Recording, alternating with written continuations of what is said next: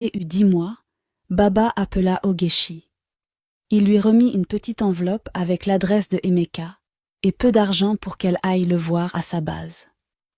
Tu dois lui rendre visite, c'est aussi son enfant, et il doit le voir. Ogechi acquiesça et fit ses bagages. Elle se rendit à la gare avec son bébé au dos. Elle prit le taxi et se rendit à l'adresse inscrite sur le papier. Après 3 heures de trajet qui ont paru une éternité pour elle, elle arriva dans le camp où Emeka travaillait.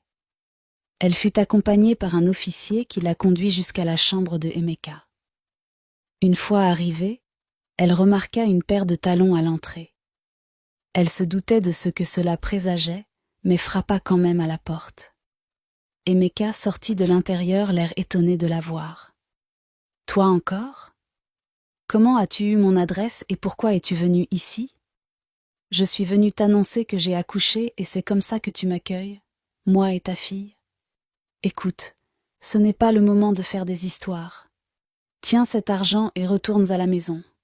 Je viendrai vous voir à la fin de ce mois. » Ogechi ne savait pas quoi répondre. Elle était presque en larmes.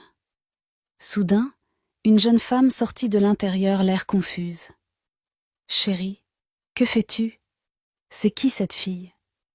Ne t'inquiète pas, c'est juste ma sœur. Elle vient du village. Je lui ai déjà donné de l'argent pour qu'elle retourne à la maison. » Il prit la main de la femme et ils se dirigèrent à l'intérieur, puis fermèrent la porte en laissant Ogechi seule dehors. Elle ne savait plus quoi faire et commença à pleurer alors que son enfant pleurait aussi. Les larmes lui montèrent aux yeux et elle s'assit à même le sol pour l'allaiter. « J'aurais dû écouter mes parents » pleurait-elle à même le sol sous le soleil quand soudain, Emeka sortit à nouveau l'air énervé. « Mais tu n'es toujours pas partie ? Quelle langue comprends-tu ? Amène l'enfant avec toi et rentrez au village. Je passerai vous voir d'ici la fin du mois. Pourquoi me fais-tu vivre tout cela, Emeka ? Pourquoi tu m'as menti et abusé de moi alors que tu savais bien que tu ne m'aimais pas ?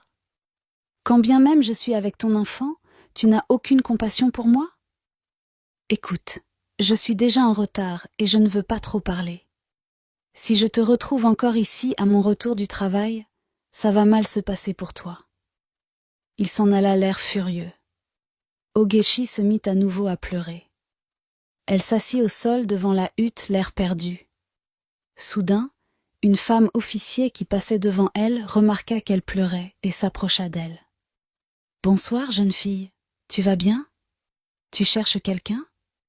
Tu ne peux pas rester sous ce soleil brûlant avec l'enfant. Qu'y a-t-il ? » Ogechi expliqua toute la situation à la dame. Elle était tellement compatissante qu'elle décida de l'aider. Elle prit l'enfant et se dirigea vers une hutte en demandant à Ogechi de la suivre. Elle prit ses bagages et la suivit jusqu'à sa hutte. Une fois à l'intérieur, la dame fit un bain pour l'enfant. Elle donna ensuite de la nourriture à Ogechi. « Vous pouvez rester chez moi le temps de trouver une solution. Cela ne me dérange pas parce que je vis seule ici. Tu peux m'appeler tante Uzoma. » Ogechi eut les larmes aux yeux. « Merci infiniment, tante Uzoma. Je ne sais vraiment pas comment j'aurais pu m'en sortir sans votre aide. » Pendant plusieurs semaines, Ogechi commença à habiter chez tante Uzoma.